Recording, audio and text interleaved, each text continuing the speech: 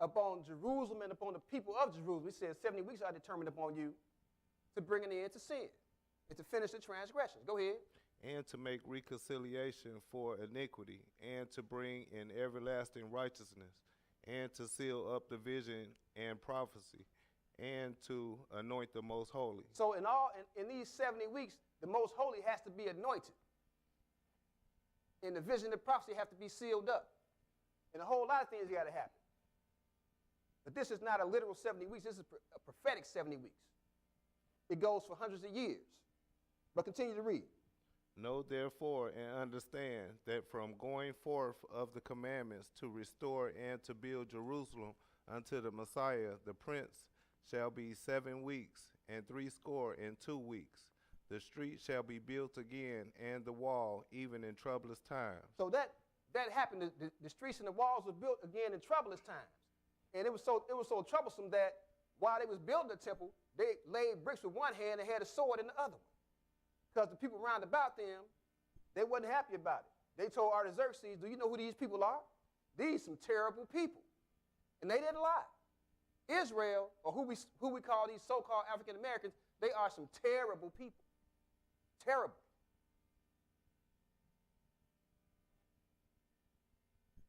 Go ahead.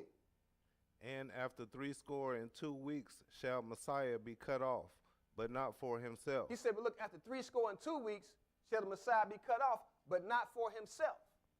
See, because the Messiah had to come, and he had to shed his blood for the sins of many, for the removing of sin. He said, but not for himself, because he was without sin.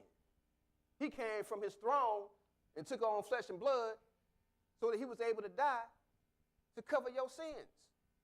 Because the only thing that's going to appease the Lord God for sin, for breaking his law, is death. And if you dead, you don't benefit. So the Messiah had to come and die. Like Paul was telling him is that, hey, he reasoned with them out of the scriptures. This is the scriptures right here. This is Daniel's. He reasoned with them, but it ain't just in Daniel. It's all over the place. Continue to read, brother. And the people of the prince that shall come shall destroy the city and the sanctuary, and the end thereof shall be with the flood. Go ahead. And unto the end of the war, desolations and determined. Desolations are determined. So Messiah had to be cut off, but not for himself. Go ahead. And he shall confirm the covenant with many for 1 week. For 1 week, he got to confirm this covenant. That 1 week is 7 years. But what happened to him? Go ahead. And in the midst of the week, in the middle of that week, that's 3.5 years. In the middle of that week, go ahead. He shall cause the sacrifice and the oblations to cease. Oh, now we know what's nailed to the cross. All he caused to cease was sacrifice and oblation for sins. That's nailed to the cross, because he is the sacrifice. But it said he died in the midst of the week, right? Mm-hmm. So he didn't finish his ministry, which was supposed to go for 7 years. But he gonna finish it. That's why I said this 70 weeks go for hundreds of years. But look, he didn't just die in the midst of a prophetic week. He also died in the midst of a literal week. He died in the middle of the week. Did you finish that verse? Nope. Go ahead and finish. And for the overspreading of abominations, he shall make it desolate, even until the consummation, and that determined shall be poured upon the desolate. He said, so look, this thing will go on until that's determined is poured upon the desolate. You know who the desolate is? We're going to find out in the course of this lesson who the desolate is. He said, but until I get done doing this to these people, these terrible people, all this stuff going to go down. Everything that I determined to do to them, I'm going to do before the end of this comes, before he finished this week. Let's go into Matthew's, the 12th chapter. Matthew's chapter 12.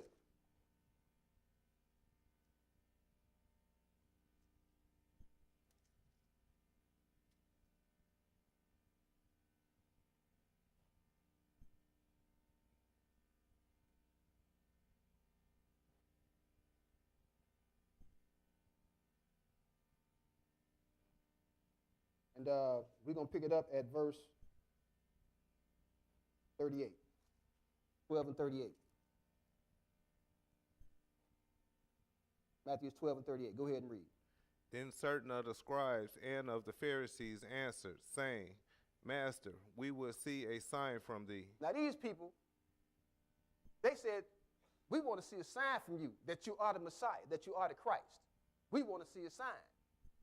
But he came doing everything that the Messiah was supposed to do. He came even to die for the sins of the people. But they said, we want to see a sign, even though everything he did was a sign. But go ahead, brother. But he answered and said unto them, An evil and adulterous generation seeketh after a sign.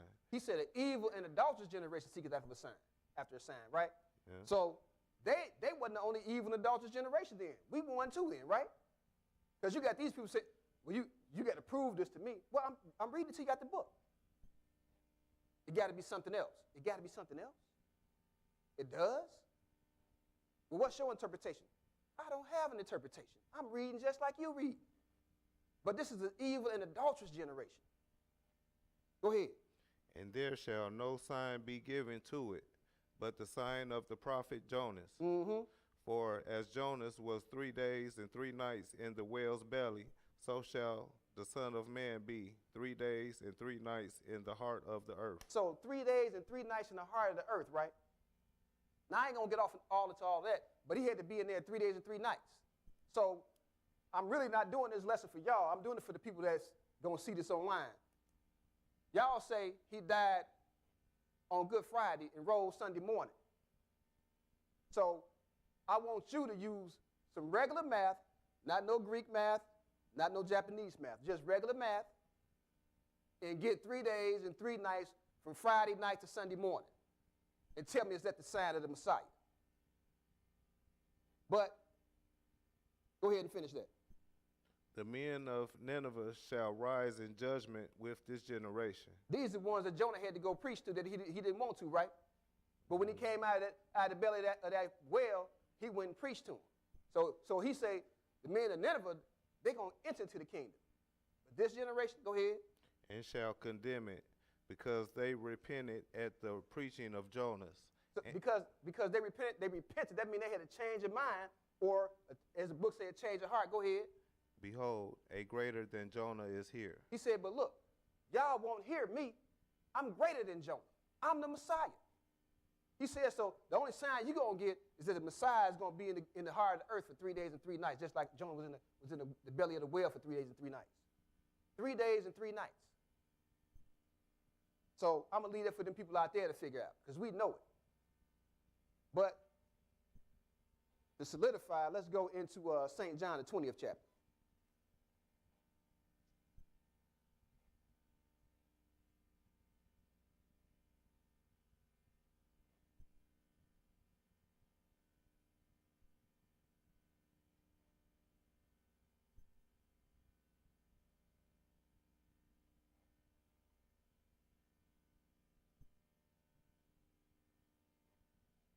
St. John chapter 20.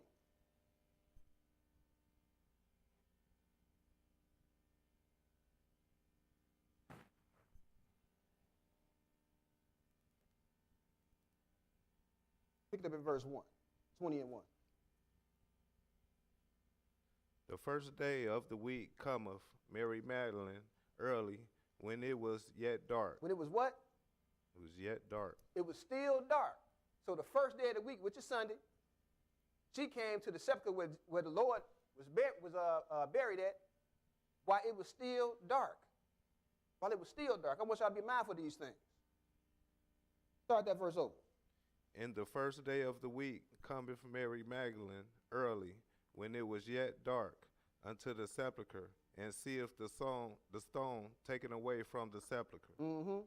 Then she runneth and cometh to Simon Peter and to the other disciple, whom Jesus loved, and said unto them, They have taken away the Lord out of the sepulchre, and we know not where they have laid him. So if you read the other Gospels, they went in there and they saw he was gone. The angel told them that he was already gone. But when they got there, it was still dark. But they tell you that he rose early Easter Sunday morning, right? As the sun was rising. The book say it was still dark. Yet means still. It was still dark when they got there. So then, from Friday night to Sunday night, that ain't 3 days or 3 nights. So the Messiah that you believe in ain't the true Messiah. I just want you to be mindful of that. That's good, though. Let's get to the lesson. We're going to go into Genesis, the 10th chapter, because, see, all this stuff came from somewhere. It all came from somewhere. And I adjure you to take some notes on what we're about to read, so you would know who we're dealing with. Genesis chapter 10.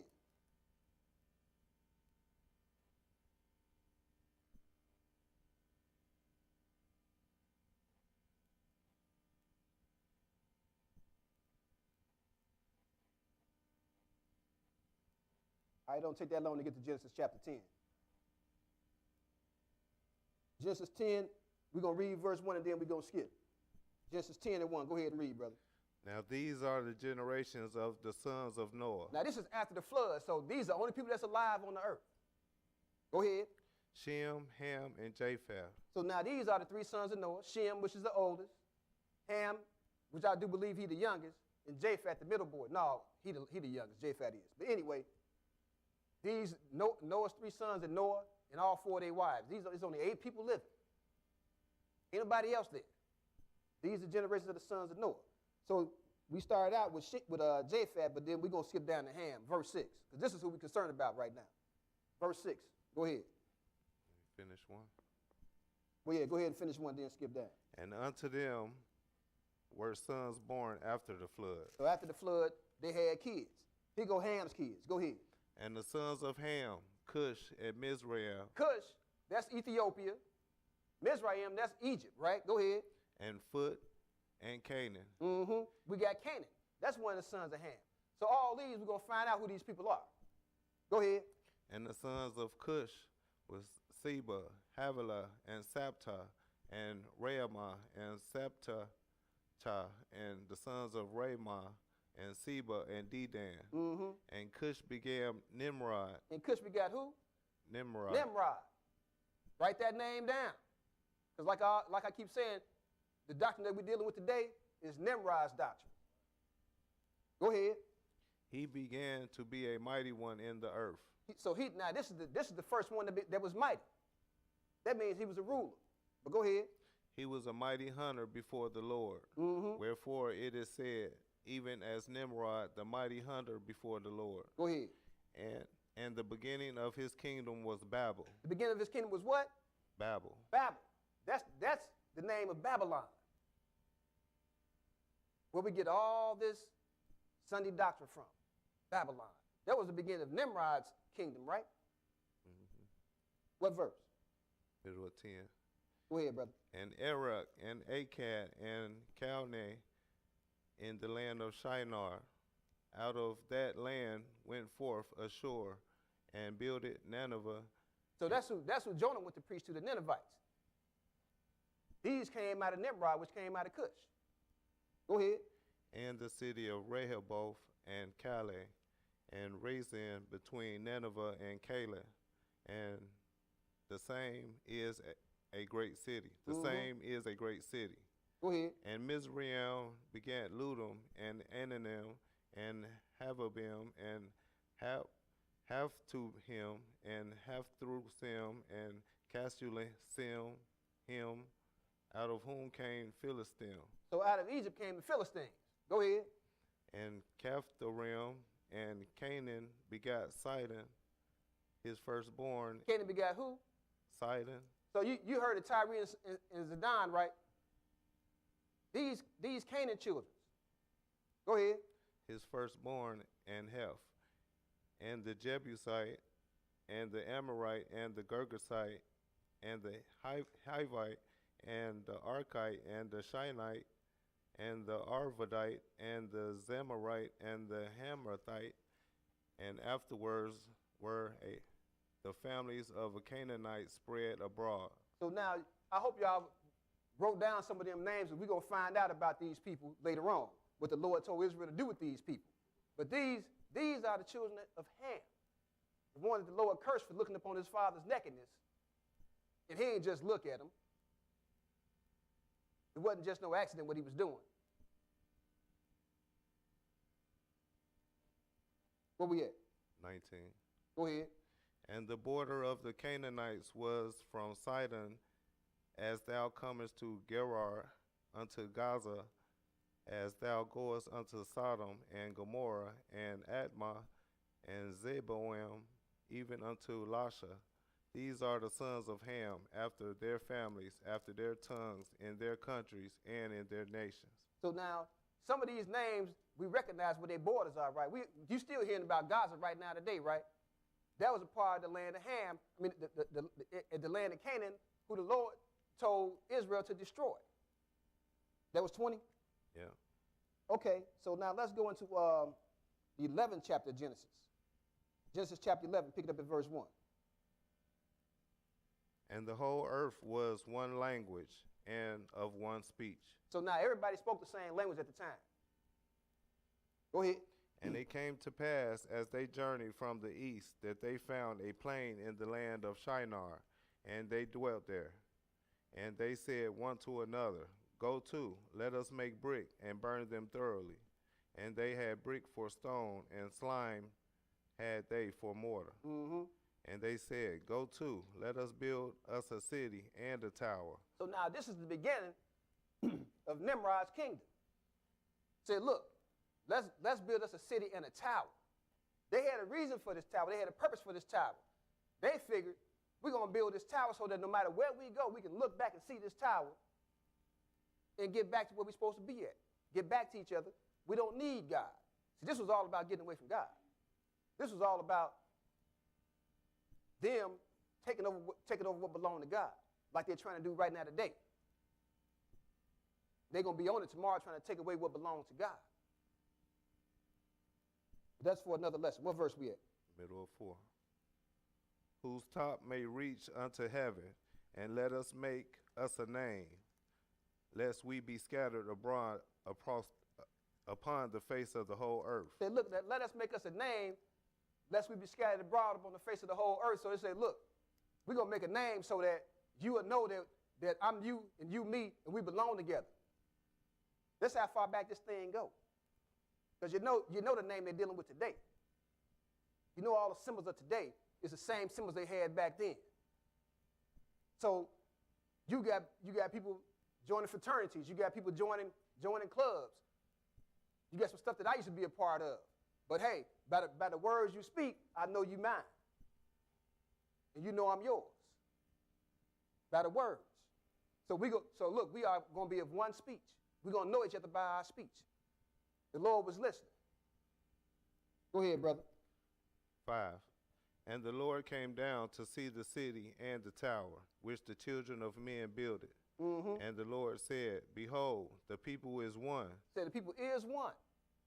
He said they is one. That means that every thought they have is exactly alike. They trying to get away from God. Go ahead. And they have all one language. And this they began to do. Mm-hmm. And now nothing will be restrained from them. He said, look, and if I don't do something, nothing going to be restrained from these people. They're going to infect the whole earth. So I got to do something about this. Because if I don't, I'm going to have to kill all the people like I already. This was after the flood. He already destroyed the earth and everybody on except for 8 people with the flood. He said, I don't want to have to do this again, so I'm going to have to find another way to deal with these people. Go ahead and read. Which they have imagined to do. Start that verse over. 6. And the Lord said, Behold, the people is one, and they have all one language, and this they begin to do. And now nothing will be restrained from them, which they have imagined to do. Mm-hmm. Go to, let us go down, and there confound their language, that they may not understand one another's speech. He said, so look, I'm going to change the languages, so they won't even understand each other anymore. If you don't understand somebody, you get far away from that person, don't you? Even if y'all speak the same language, but they coming from another way, you back up off of them, don't you? Because if y'all don't understand each other, if there's no understanding, then y'all can't dwell together. So the Lord said, we're going to stop all this. I'm going to scatter them across the whole earth just by changing their language. See how smart the Lord is? And these people want to say that they're smarter than God. These high intellectuals, these illuminated people, thinking they're smarter than God. See, God didn't understand. You tell me how to change everybody's language in one moment. Break it down to me. Go ahead and finish, brother. So the Lord scattered them abroad from thence upon the face of all the earth, and they left off to build the city.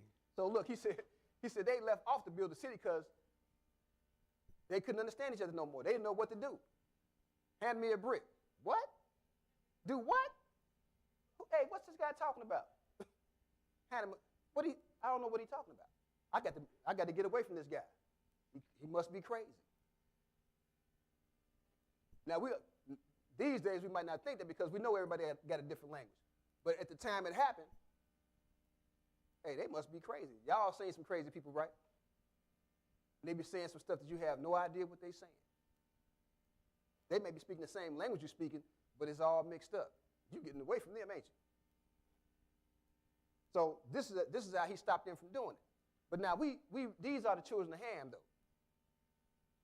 that start to build this city. Let's see who Ham is. We're going to go into the Zondervan's Pictorial Bible Dictionary. 209. Well, keep on reading, man. Therefore is the name of it called Babel, because the Lord did there confound the language of all the earth. And from thence did the Lord scatter them abroad upon the face of all the earth. So now this is the beginning of Nimrod's kingdom, which is Babel. Thank you, brother. So this Tower of Babel is where this false doctrine started. And the Lord can see it far off. And the servants of the Lord are supposed to be able to see it far off. And if you can't see it far off, then you're lacking something. So he saw what they was getting ready to do, and he put a stop to it. So Zondervan's Pictorial Bible Dictionary, page 330. We're going to read Ham, under Ham, page 330. Go ahead. Ham, the youngest son of Noah, born probably about 96 years before the flood, and one of the 8 persons to live through the flood. He became the progenitor of the dark races. So the dark races, that means he sided the dark races. Go ahead. Not the Negroes. Now, we know who the Negroes are, right? They call them something else today. You know, the people that get shot down for no reason? The Negroes. And I got another one of these dictionaries, but it's like a newer version, and it say the blacks. Well, that word is kind of deceiving, though, because, the blacks, well, the Hamites, they call them black, too, don't they? But he said, not the Negroes. Finish that. But the Egyptians, Ethiopians, the Ethiopians, go ahead. Libyans, and Canaanites. Now, these people came out of Ham. The Ethiopians, they came out of Cush. The Egyptians, that's Mizraim. And the Canaanites, right? And the Libyans, well, the people that's over there in Libya now, they're not the real Libyans. But you got a whole lot of people that's over there now that's not the real people. You got some people in this country that ain't from this country. And then they say, you need to go back to Africa. No, you go back to Ireland, and you go back to England, and you go back to wherever you came from.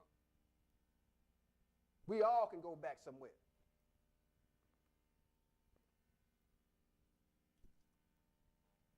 That was it? Yeah. Okay, let's go into Psalms 2nd chapter, because I want to show you this is what was on their mind. And this is still what's on their mind. See, that's why I say it's Nimrod, because they still trying to finish this Tower of Babel. They still trying to complete the plans of Nimrod. So this is what the Lord said about the plans of Nimrod, though. We're going to read all this. Psalms chapter 2, verse 1. Psalms chapter 2, verse 1. Go ahead. Why do the heathen rage? Heathen just mean nations. Say, why do they rage? Why they lost their mind trying to do something that I said they can't do? Go ahead. And the people imagine a vain thing. Say, this, what y'all thinking about, going to come to nothing. Y'all seen what I did at the Tower of Babel, right? I confounded the languages. So I stopped it from happening then. You think I can't stop it now? Go ahead. The kings of the earth set themselves, and the rulers take counsel together against the Lord and against his anointed. So against the Father and the Son. Against the Father and the Messiah. So the rulers of the world, they take counsel together against God. This is what they was doing. They was building that Tower of Babel. And they still trying to build that Tower of Babel. That's why you see all these, every big city you go in of the Gentiles, you see all these tall buildings, right? They still trying to build that Tower of Babel. They still trying to build up Babylon. Go ahead. Saying, let us break their bands asunder and cast away their cords from us. So we don't want to have no connection with God. And it seems today that they don't have no connection with God. And if you speak about God, you're going to have a problem. I ain't talking about just on your job, on the bus, at the bus stop, in the grocery store. You better not be talking about God.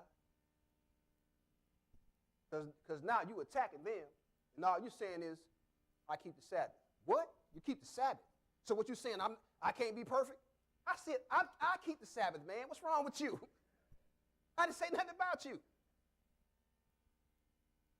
Go ahead and read. He that sitteth in the heavens shall laugh.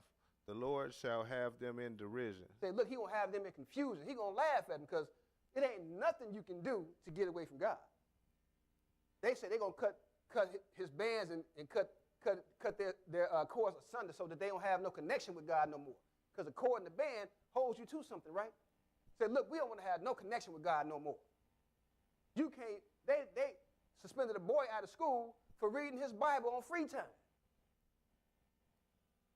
But then they let some other religion leave class 2 or 3 times in a day to go pray. Because they know that they ain't praying to the true God. They know it. They might pretend like they don't know, but they know. They know who the true God is. They rulers in ancient days knew who the true God was. They said, hey,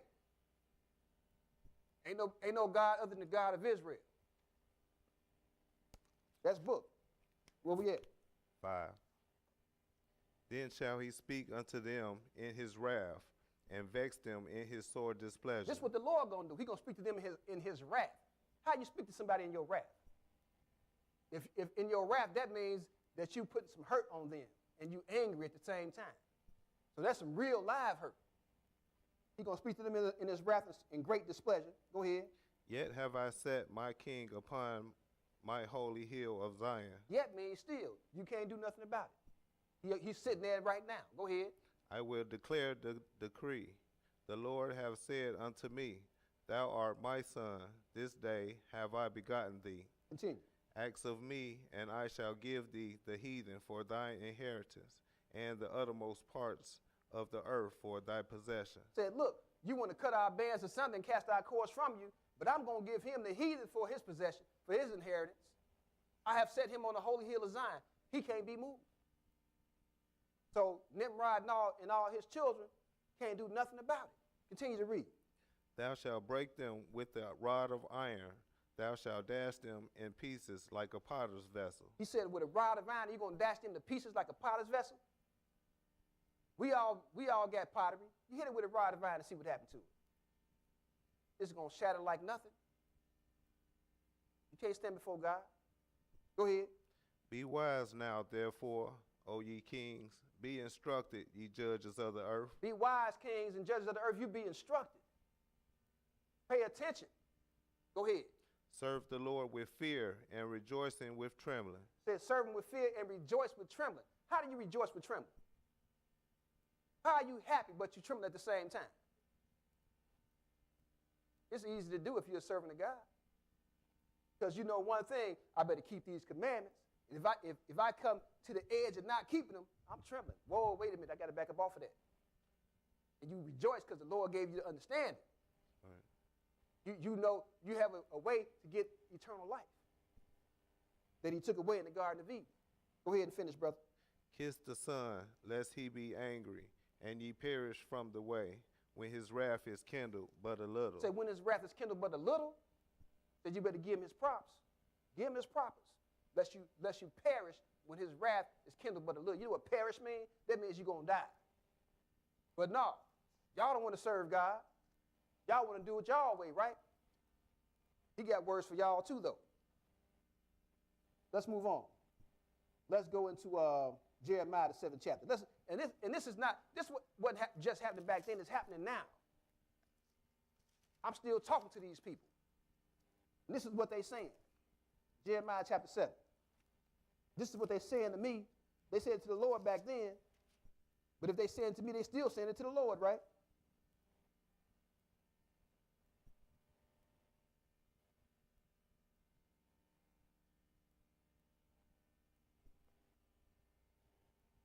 Jeremiah chapter 7, and we're going to pick it up at verse 1. Jeremiah chapter 7 and verse 1. Go ahead, brother.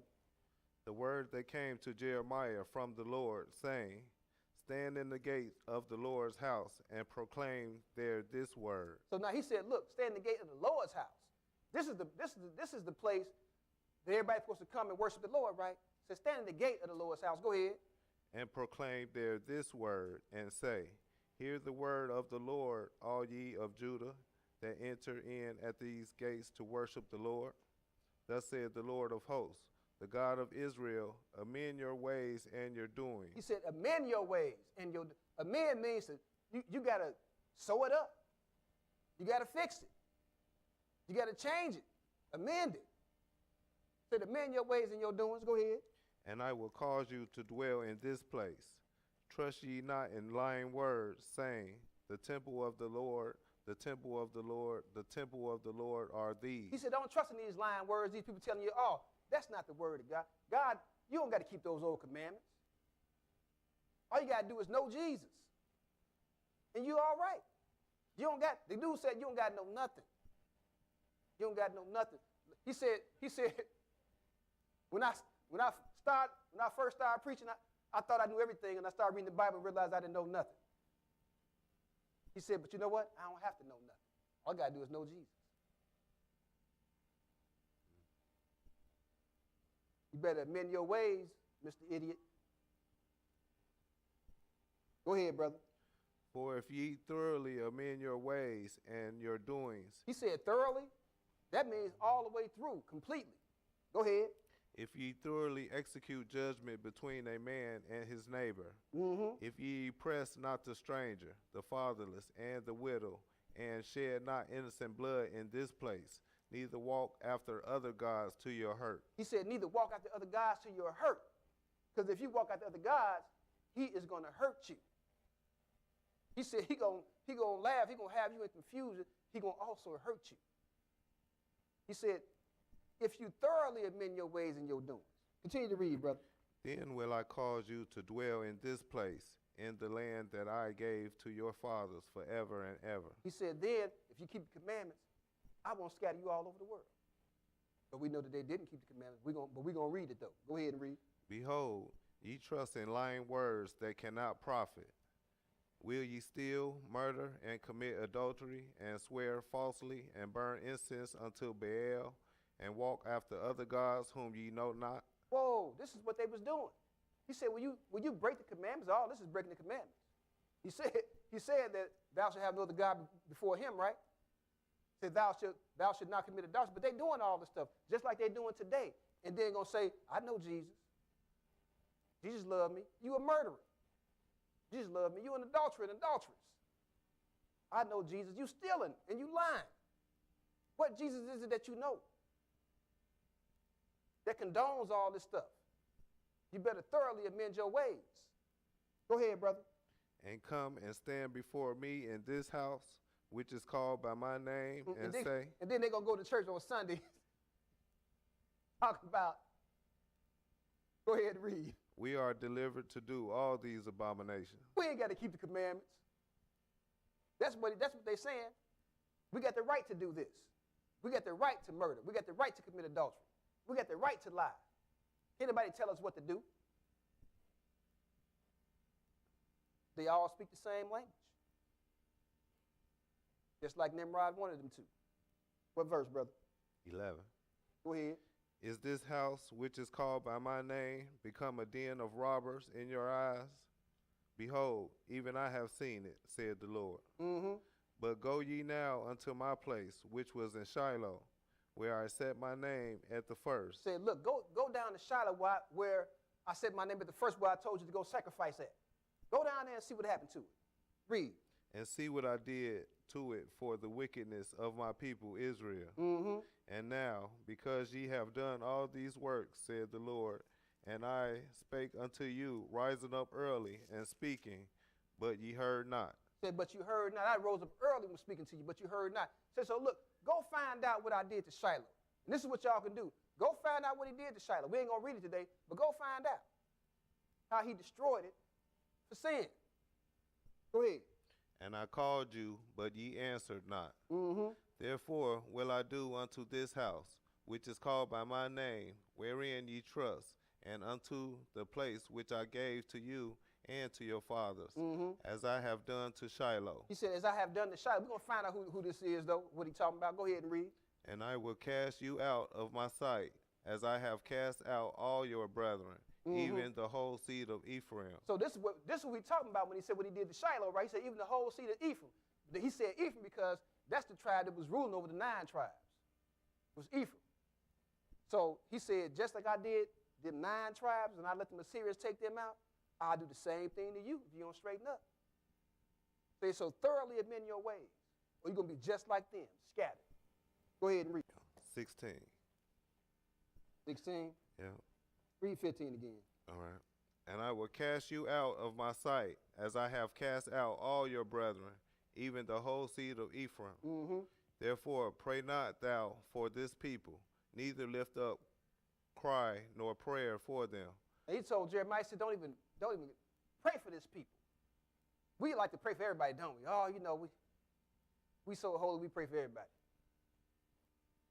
Lord said, don't even pray for this people. He's talking about Israel, though. He ain't talking about nobody else. He's talking about Israel. He said, don't even pray for this people, because they know what they're doing. And they're trying to cut off God from ruling over the earth that he created. If he took away the breath of life, we would all be dead. He showed you that when he flooded the earth. He said, look, I didn't create you to breathe underwater. So now I'm going to bring this flood, I'm going to cut your breath off. And what happened to it? They all died, except for the 8 people that was on the ark. So if he took all the air right now, we'd be dead. If he removed the atmosphere to keep this air here, it'd be a wrap. Go ahead and read. Neither make intercessions to me, for I will not hear thee. See, I'm not going to hear you if you pray for the wicked. Whoa. But why we want to pray for everybody then? The Lord ain't going to hear it. Just because you righteous don't mean he going to hear you. He talking to Jeremiah. He said, don't even pray for them. He said, if you do, I will not hear you.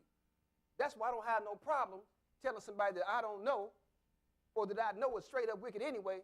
I can't pray for you. And I ain't sorry. Go ahead and read. Seest thou not what they do in the cities of Judah and in the streets of Jerusalem? The children gather wood, and the fathers kindle the fire. So the children gather the wood, right? You see what they're doing in my city? This is the city of God, Jerusalem. Said, do you see what they're doing in my city? The children gather wood, and the fathers kindle the fire. Go ahead. And the women knead their dough. And the women knead their dough. And what they do with all this?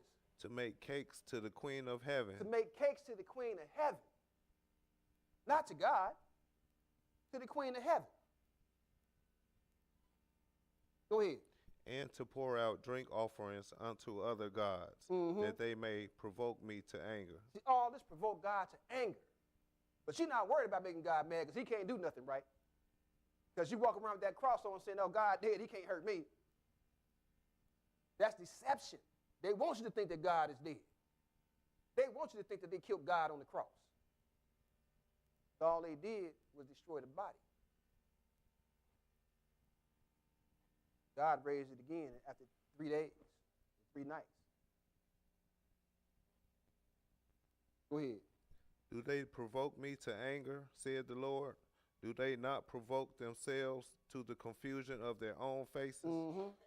Therefore, thus saith the Lord God, Behold, my anger and my fury shall be poured out upon this place, upon man, and upon beast, and upon the trees of the field, and upon the fruit of the ground, and it shall burn, and shall not be quenched. He said his anger and his fury going to burn, and it shall not be quenched.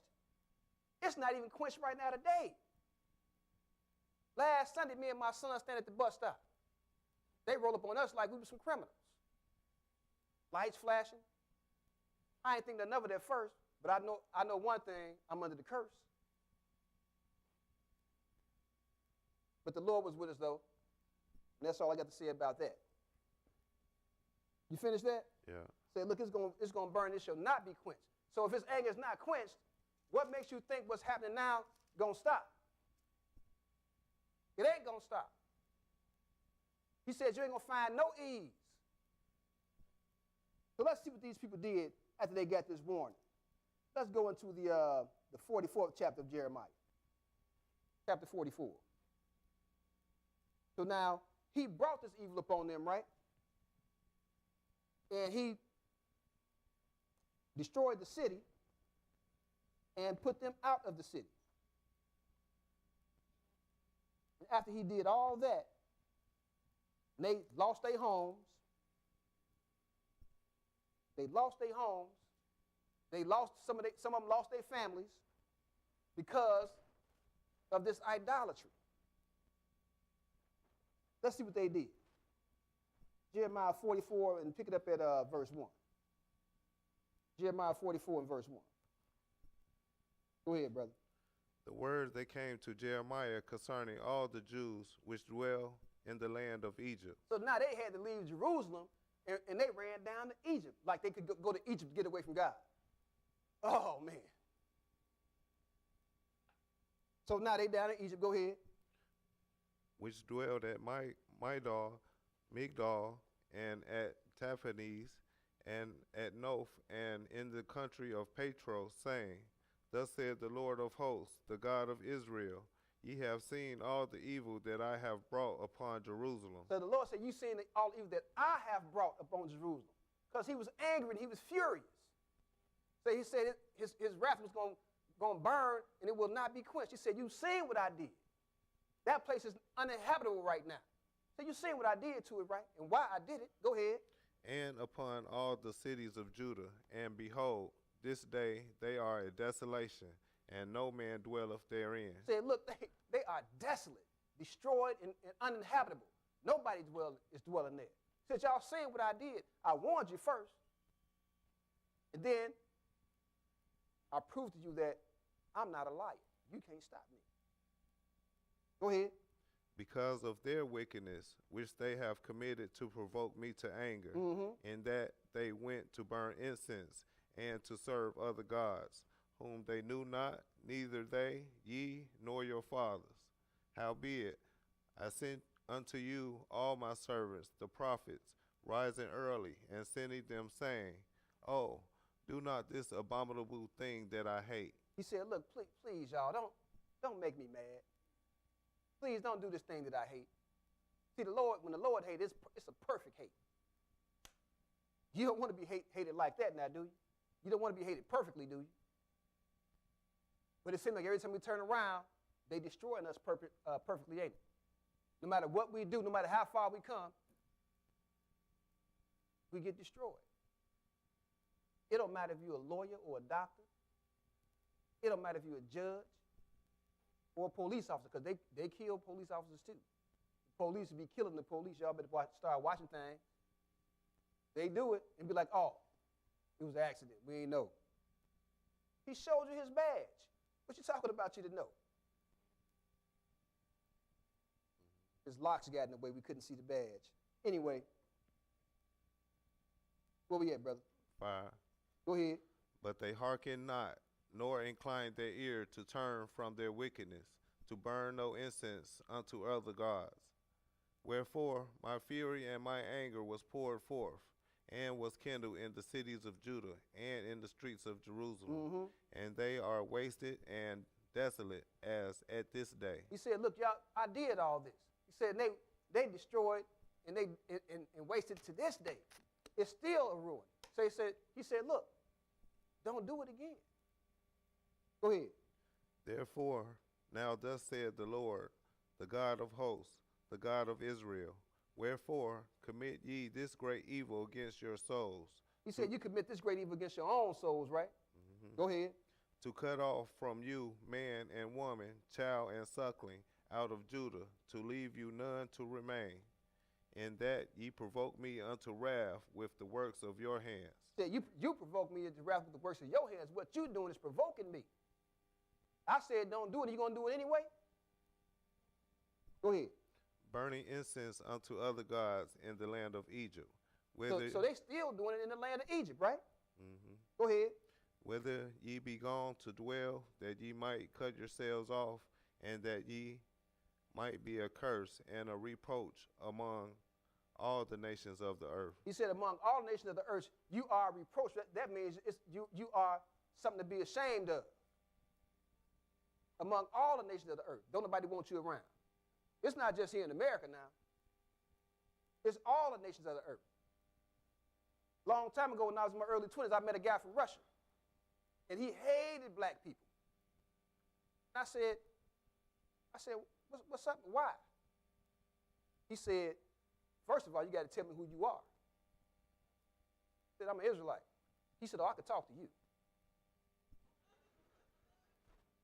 He said, but your brothers who don't know,